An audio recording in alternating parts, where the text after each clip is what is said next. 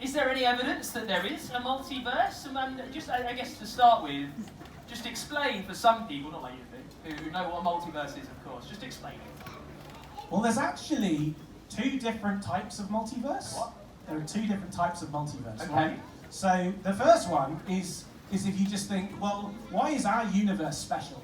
I mean, we call it universe, the UNI bit means one, but there could be more. Why couldn't there be more? Why couldn't something else have, why couldn't there be other universes that formed? So the multiverse could be that there's actually lots of different universes that are either like next to one another or parallel to one another that just happen to form, right? So that's one type of multiverse. Okay. It's just that the fact there's lots of different universes where things could be really different. There's another form of multiverse which is it's come about by how we understand the world of atoms. It's this weird thing called quantum physics.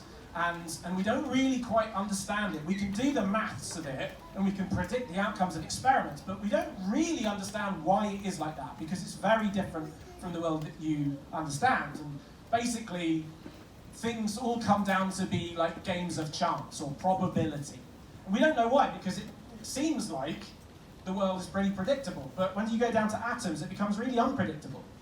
And one of the ideas to how to interpret this weird quantum theory is to say, well, maybe the universe, whenever there has to be a decision, whenever there is something that could go one way or another, the universe kind of splits into two, or however many outcomes there could have been.